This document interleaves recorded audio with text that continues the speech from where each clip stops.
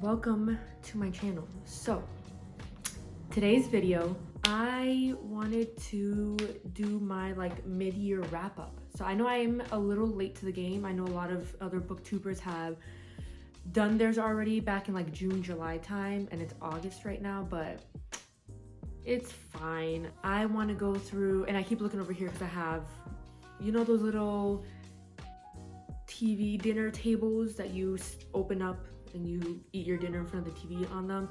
I have one of those set up with all the books that I read this year so far, which at first I was like, oh, it's just so little bit. I really didn't read as much as I would have liked.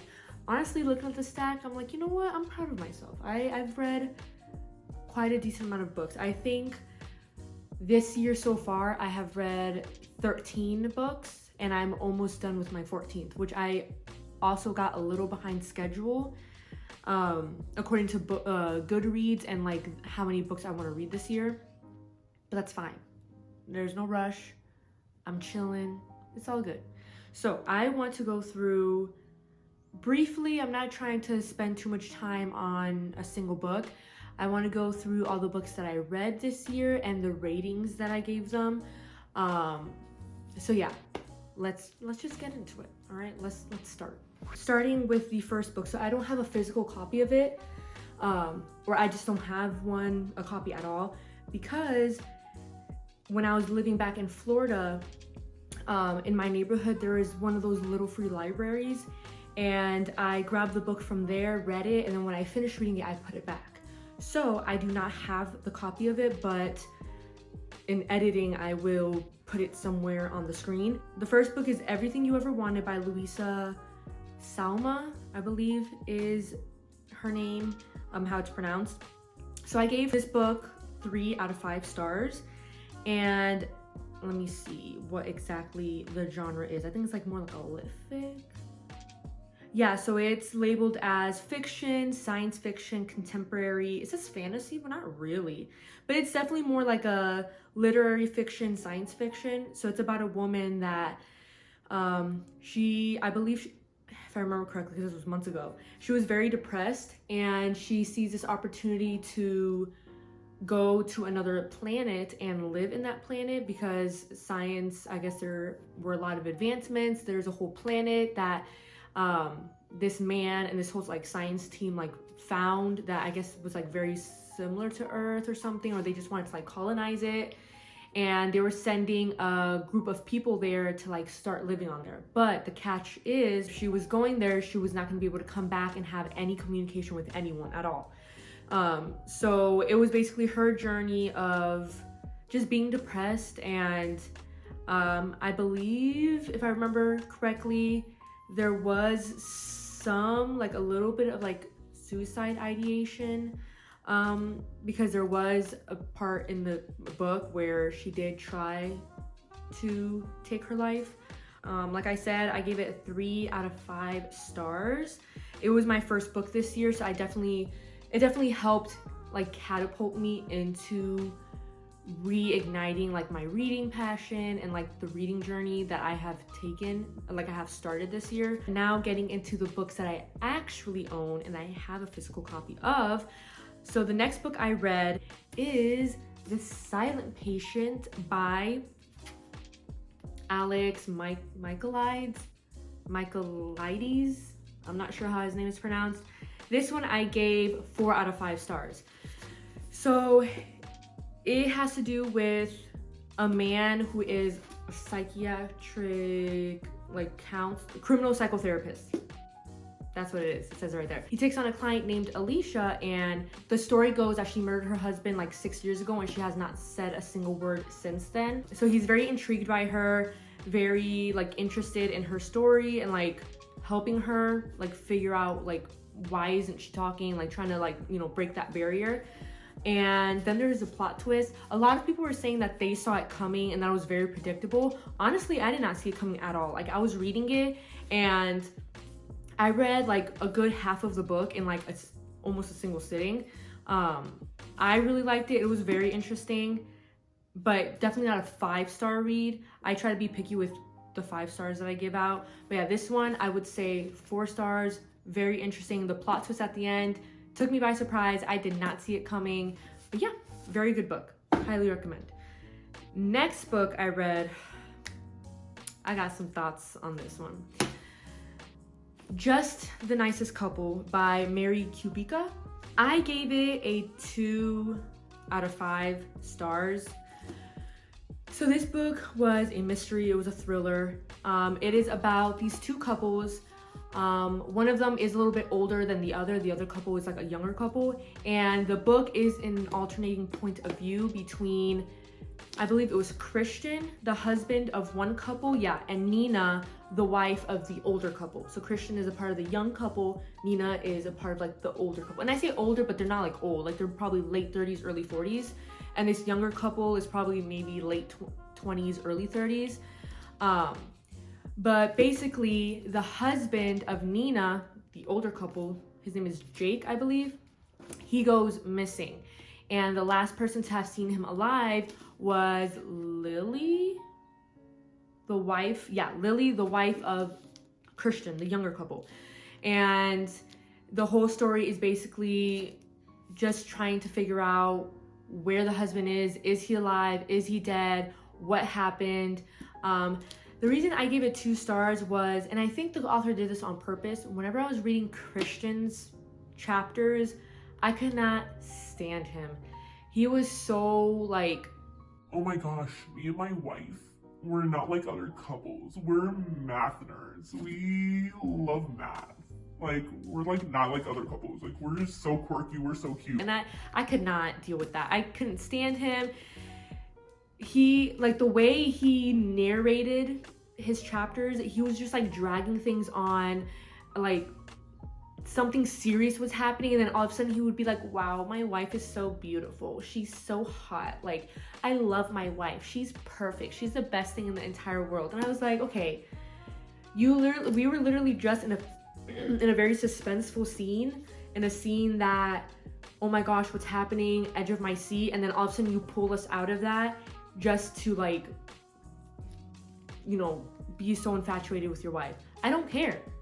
Don't take us out of the scene. Like it would just throw me off. Nina's chapters I was fine with. Like I like Nina, she was cool, she was good, like whatever, like her chapters were fine. But also I think it was just the author's writing style.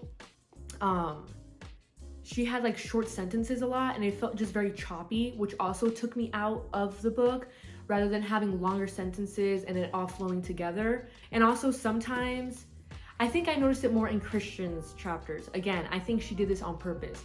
He was just so pretentious, I guess, maybe. He was crazy. I just did not like him.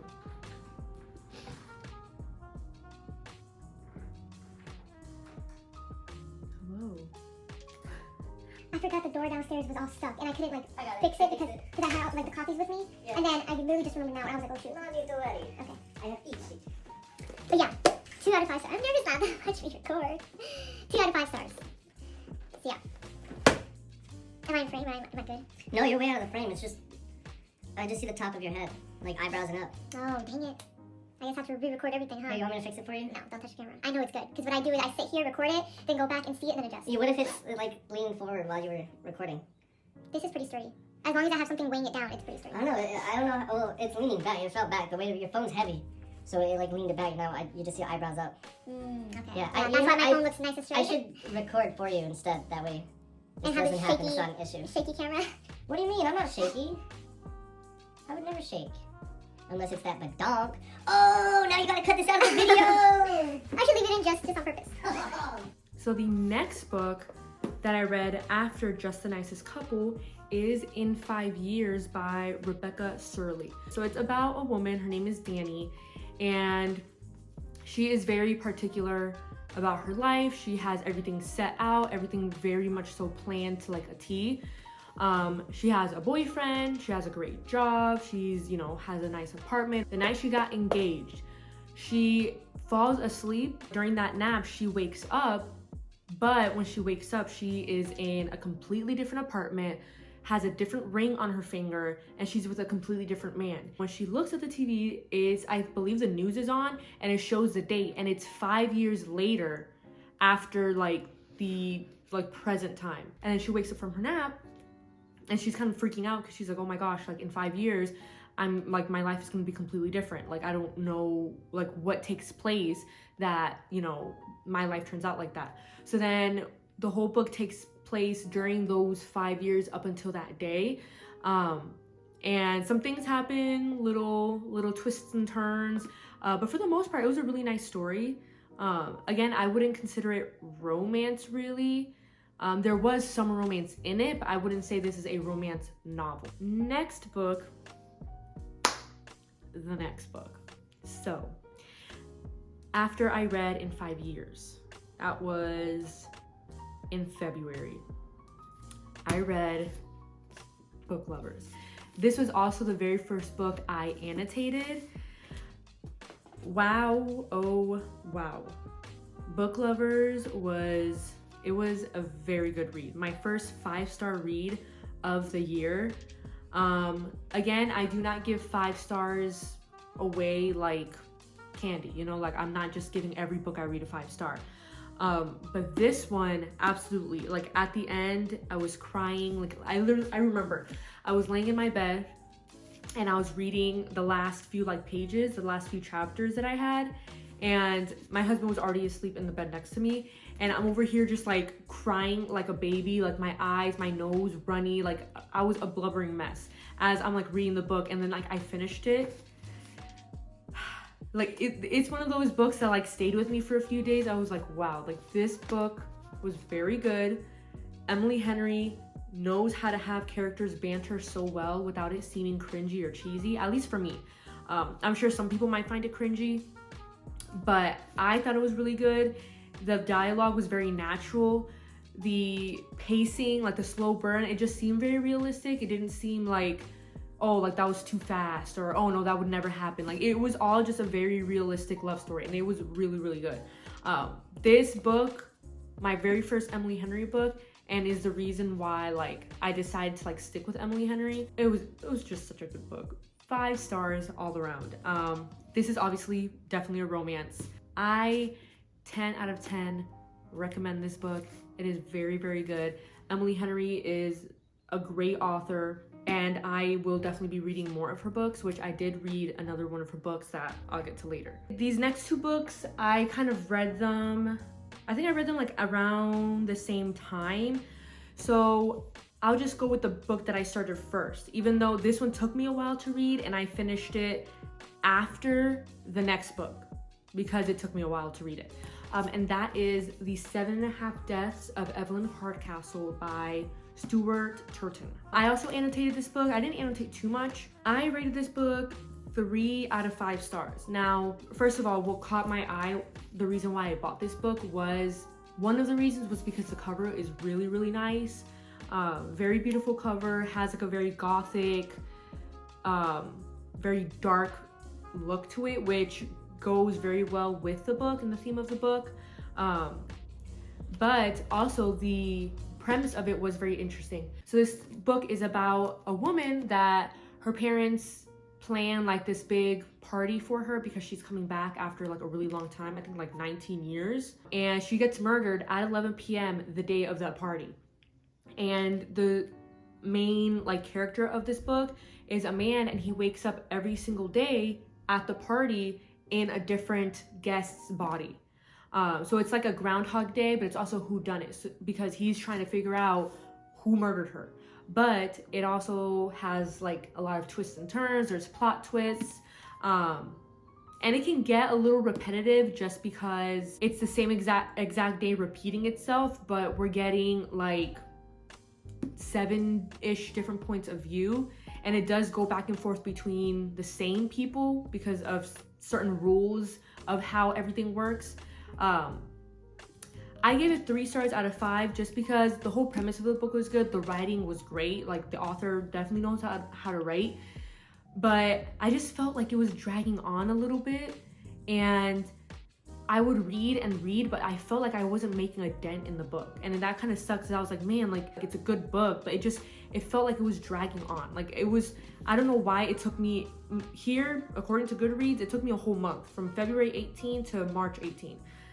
So it took me a month to read this book. So that's the only reason why I gave it 3 out of 5 stars rather than maybe like a 4 or 4.5, just because it took a long time. And if a book is like really good, it's interesting enough that like I want to keep reading it and I read it in a few days, that's where I'm like, okay, it's definitely gonna be a 4 or higher. But yeah, it just took me a really long time to read. But other than that, it is a good book. Now, the next book is the one that I read after I had already started this one, but I actually finished it before I finished The 7.5 Deaths of Evelyn Hardcastle. And that is The Bodyguard by Catherine Center. I gave this one also 3 stars out of 5. So it was a very cute book, very like cozy romance. I did not get it from Book of the Month. I have not subscribed to it. I got this at a used bookstore. But yeah, just thought I'd mention that. But yeah, super cute book. It was a very like cozy romance. From what I remember, it was very clean. There's no spice. There are moments that like the couple, it gets a little steamy, like just kissing wise, but it doesn't go like past that, which I appreciated that. I don't like books that get too steamy and too spicy. Like I could do without all that. But yeah, very cute, cozy romance.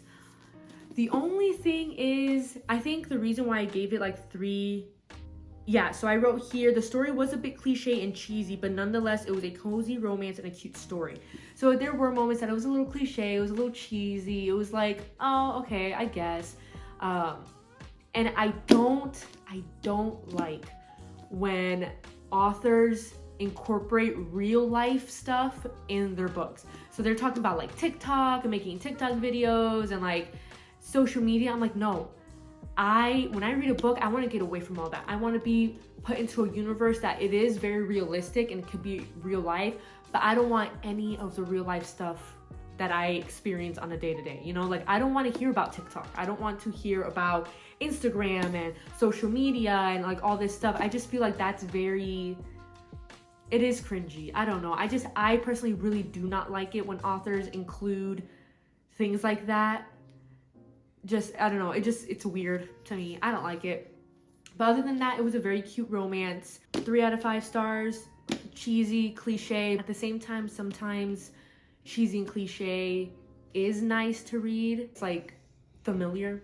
But yeah, pretty good book. I would recommend that. All right, now for the next book is Midas and the Wrathmoth. Now, this is where we kind of get into like the middle grade books, which I don't care. I like the books that I read growing up. I will read them all day, every day. This is a book that I read when I was like in elementary school.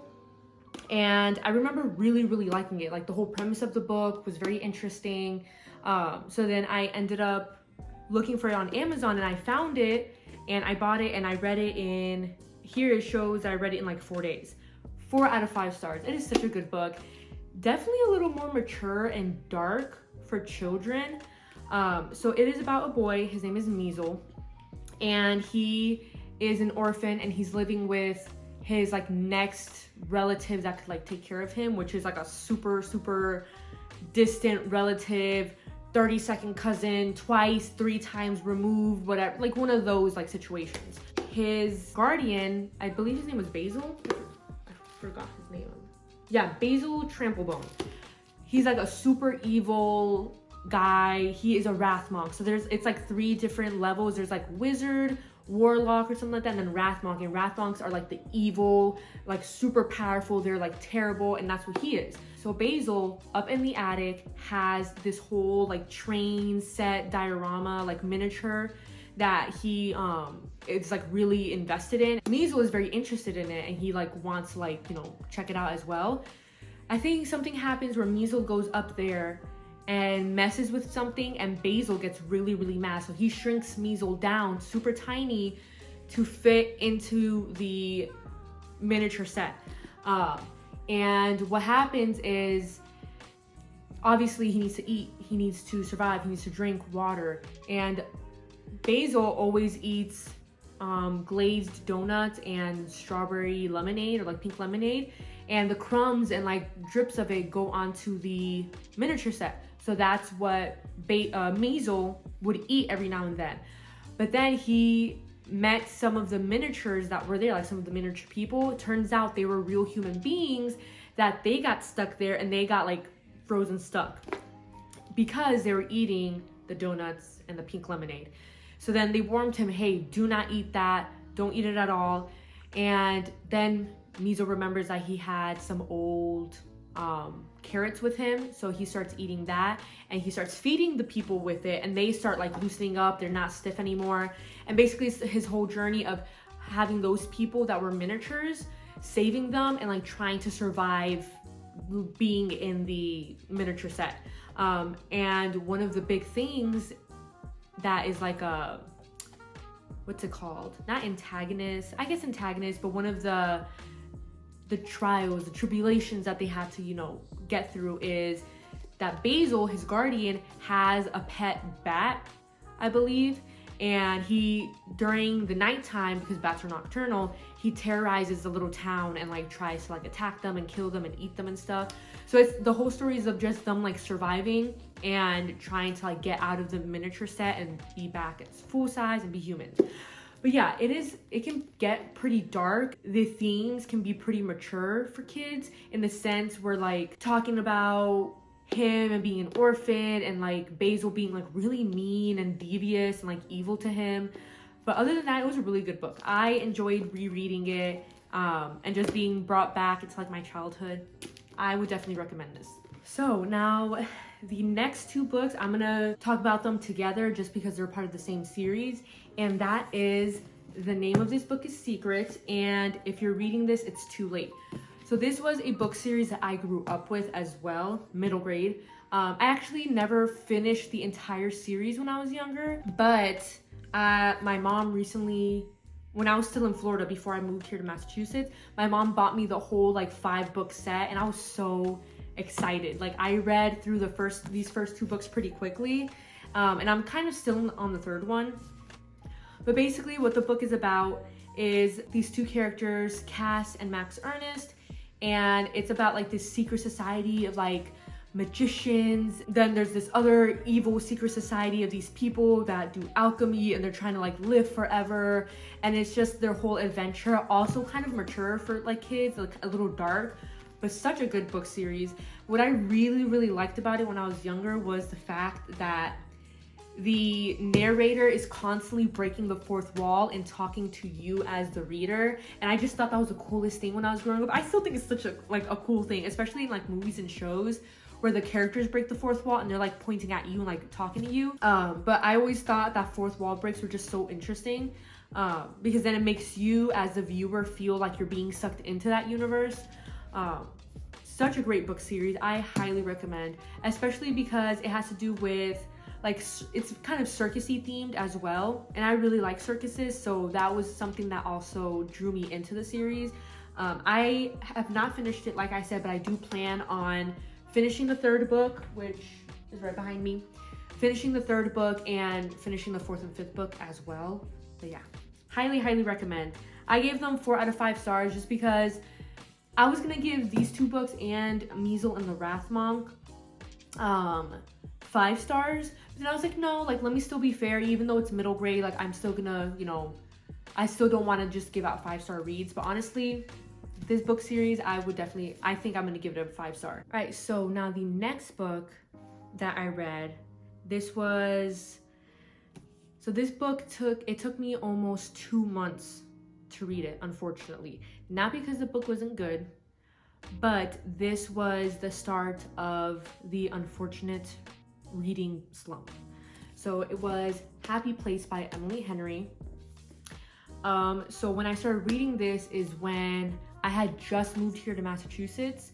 So obviously my whole schedule, my whole life, like everything was very different. I was taken out of my usual routine. So it was definitely a weird time. This book, I will not say this book put me in a reading slump, not at all, because this book was good. As soon as I started reading it though, I knew it wasn't a 5-star read. I gave it 4 stars. I really tried to not let the book slump determine the rating that I gave this book.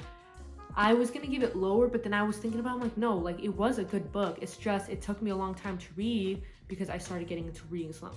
So I started reading this April 30th and did not finish until June 11th. So I did not read any book in May, which is crazy because I was doing really good up until April, which kind of sucks, but it's okay. I'm getting out of it little by little. This was a really good book though. I really liked the small town feel of it. I really like the small town feel of it, the like seaside little towns, because it kind of reminds me of Massachusetts and like where I live. I don't really have much to say about it just because I don't really fully remember the book. I do remember it is a second chance romance. I'm not like the biggest fan of second chance romances, but this one, like it was like Emily Henry did a really good job of doing the second chance romance. I would recommend this. I would recommend this book. I do kind of want to reread it just to give it another fair shot, because again, it took me like 2 months to read it because I was having such long breaks in between reading it. I would forget what happened, and that kind of threw off the flow of reading it. But yeah, I do want to give this book a second chance. So a second chance for a second chance romance. Look at that. But yeah, 4 out of 5 stars. If I reread it and I decide it's different, I will update you guys on that. But I don't think it will be a 5-star read. I might bump it up a little more. Maybe it might be lower. Who knows? But that's it for this one. Next book on the list, and this is the second to last one, is A Court of Thorns and Roses by Sarah J. Maas. So when I first read the book, I will say I almost gave it like 5 stars. I gave it like a 4.75. But after a few days of sitting on it and a few weeks, and then when I started reading A Court of Mist and Fury, I realized I don't think the book series is like a 5-star for me so far. And that's as of right now. Like I started reading the second book and I wasn't too interested in it just because it is very different from the first one. But I would say it's maybe just a flat 4 stars for me. It is my first time really giving fantasy a try just because I don't really read fantasy like that. I'm not really into fantasy all too much. But this was, I feel like this was probably a good introduction to fantasy. And it was a good book. It was like, I really liked the Beauty and the Beast light retelling of it. Just because, again, I love Beauty and the Beast. It wasn't a, like, true to the story, like, genuine, like, retelling of it. But it had some hints of it in there. And I liked that. But yeah, I think it would be 4 stars. Not the 4.75 stars that I gave it in my ACOTAR reading blog. It is a good book. I really liked the world building was really good in this. And I can't even imagine what the rest of the series is like. Like what else Sarah J. Maas adds to like the whole world and I guess like the politics and the government of it all. Because she does a really good job. And the thing is, I don't know like fae mythology and like fairies and like all these like mythical creatures. I don't know that aspect of like the lore and stuff. So when she was describing like different fairies and fae that oh my gosh, why am I forgetting her name? Feyre. The different fae that she comes across, she did a really good job of describing them and describing how distinct they were from one another. Like I wasn't getting mixed up. Yeah, sometimes the names I would be like, wait, which one was that? And then I'd remember, I'm like, oh yeah, it's the one that looks like this. And sometimes I would even look up pictures online from like the book and like how she describes it. So then that way I can get a clearer picture.